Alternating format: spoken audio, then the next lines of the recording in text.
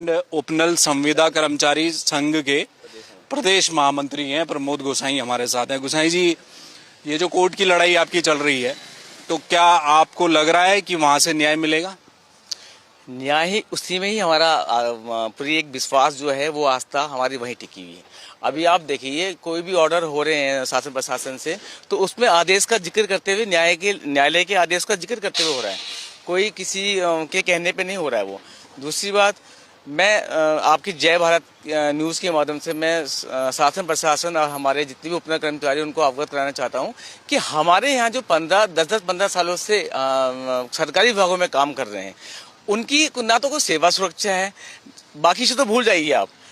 अब रही बात समय समय पर न्यायालय ने स्पष्ट आदेश पारित किए हैं, जिसमें से नियमितीकरण का सबसे बड़ा मुद्दा है, समान कार्य समान वेतन और साथ में एरियर। इन सबको देने के लिए हाई कोर्ट से लेकर सुप्रीम कोर्ट तक के सबके स्पष्ट आदेश हो चुके हैं। वर्तमान में कंटेंट भी अभी सरकार झेल रही है। इन सबको देखने के बाद भी क्या आपको नहीं लगता है कि जो ये अनुमान आया है ये शोषणकारी है? क्योंकि उसमें जो शर्तें, उसका जो पहला पॉइंट ही है जिसको कि माननीय बेंच ने भी पॉइंट आउट किया और सीधा यही कहा कि भाई आपका जो ये पहला शर्त है इसमें कि आप संविदा के आधार पे आप नियमित का आने वाले समय पे नियमितीकरण का आप वो नहीं कर सकते हो, अधिकार नहीं पा सकते हो। अरे मांग नहीं कर सकते नियमितीकरण, यानी कि वो फिर आपके वो आंदोलन के वो रास्ते ही बंद हो गए। देखो, आंदोलन ये तो हर अनुबंधों में होता है। ये तो खैर इस चीज को हम ज्यादा वो नहीं करते हैं कि आंदोलन करने वो राइट है। अगर कोई आपने अनुबंध से अगर हमको बांध दिया तो उसका मतलब ये नहीं आप हमारे मानव जो हमारे मूलभूत चीजें आप उसको अधिकार को छीन सकते हो।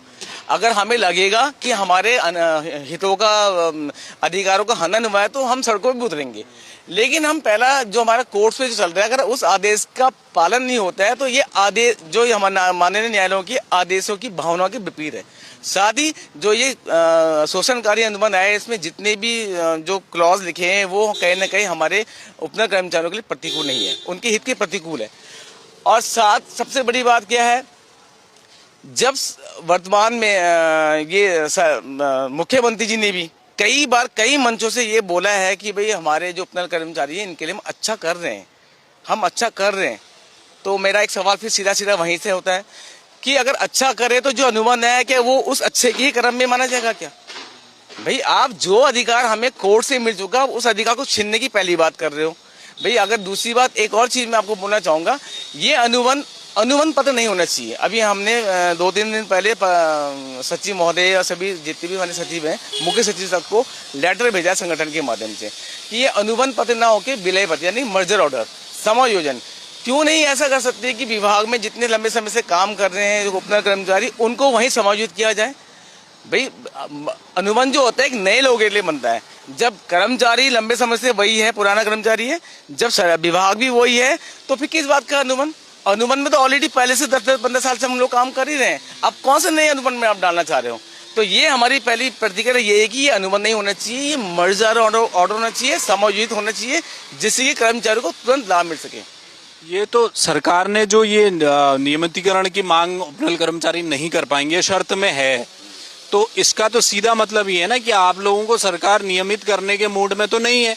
वो आपको समान कार्य समान वेतन दे देगी, जैसे भी जो भी उसकी प्रक्रिया रहेगी। लेकिन आप लड़ाई तो आपकी नियमितीकरण के लिए हुई थी ना, सबसे बड़ी लड़ाई तो वही थी। सबसे पहले आप देखो, हाई कोर्ट के ऑर्डर में स्पष्ट लिखा है, सबसे ए वाला समान नियमितीकरण के लिए। अब आप नियमित, हाँ, साथ में मैं एक चीज और जोड़ूंगा, ये जरूर कहा है कि जब तक आपको नियमितीकरण में समय लगता है, क्योंकि पॉलिसी मैटर है, इसको मानते हैं हम लोग भी, लेकिन तब तक के लिए आप कर्मचारियों को समान पद समान कार्य दिया जाए। लेकिन फिर बात वही है, आपकी जब तक नियमितीकरण पॉलिसी आएगी, क्योंकि अभी तो समान पद समान कार्य में ही उसका जो नजरिया है वही साफ नहीं है सरकार का, क्योंकि वो कैसे मिलेगा? नियमितीकरण तो बहुत दूर की बात है। जब तक नियमितीकरण होगा आप तो उसका ही कर्मचारी को हटा दोगे, क्योंकि आपने जो अनुबंध में सेवा शर्तें लिखी हुई हैं वो तो साफ साफ उल्लंघन कर रहा है उन चीजों का, कि आपको किसी भी कराचार का दोषी होगा या कहीं पे कुछ भी चीज ऐसी होगी कि आपको जो संबंधित विभागाध्यक्ष है वो हटा सकता है। तो आपने तो बैठे बिठाए एक विभाग को एक मौका दे दिया है, विभाग अध्यक्ष को मौका दे दिया है कि जाओ आप जितना हो सके कमजोरियां निकालो कर्मचारियों की, क्योंकि वो कमजोरियां आराम से मिल भी जाएगी उनको बोला जाएगा कि आपने कदाचार का दोषी पाए गए हैं तो अब आपकी सेवा समाप्त हो जाती है। तो क्या यही न्याय कर रहे हैं क्या आप? मैं आपके चैनल के माध्यम से माननीय मुख्यमंत्री जी, यशस्वी मुख्यमंत्री जी है, उनको हम बताना चाहते हैं, अगर इस तरह का कार्य हो रहा है तो कहीं ना कहीं आपकी छवि पे सवाल उठ रहा है, और हम नहीं चाहते हैं कि आपने जो जो सपने हमें दिखाए उन सपनों में ग्रहण लगे। अब जैसे कई लोगों के उपनल कर्मचारियों के जैसे बातें भी सामने आ रही है ना, लोगों ने कहा कि भाई जो अधिकारी हैं उन्होंने क्या ये उनकी सोच थी इस अनुबंध को लेकर, ऐसा हो सकता है? क्योंकि ये तो 2018 से आपकी लड़ाई चल रही है, 7 साल बीत चुके हैं। आज वो लड़ाई 2018 में जो कोर्ट में लड़ी आपने, वो लड़ाई वहीं आकर पहुंच गई ना, कंटेम्प्ट में वहीं पहुंच गए आप, उसी अनुपालन नहीं हो पा रहा। तो ये जो 7 साल की लड़ाई थी वो तो नीलबट्टा सन्नाटा हो गया। देखो, मैं इसमें एक बात करना चाहूँगा, थोड़ी हंसी का वो भी आता है, क्योंकि वाकई में जो अनुबंध अभी बेंच ने भी क्या कहा, बेंच ने साफ चीज पकड़ी जब सरकार के वकील की तरफ से ये बात रखी गई कि माय लॉर्ड, जो ये अनुबंध आया है इसमें सचिव या जो भी उसको देख रहा है शासन प्रशासन से कोई वो नहीं है, क्योंकि ये सारा चीज समिति ने की है। यानी समिति कौन, उसके अध्यक्ष कौन है, सुबोधन, हमारे यानी सरकार है। अब सरकार तो ठीक है, हमारे लिए भी अच्छी बात होगी ना, कोर्ट ने कह दिया कि ठीक है आप नोटिंग लेके आओ, क्योंकि जो प्रारूप बन के जाता है उसके आधार पर तो समिति निर्णय लेती है।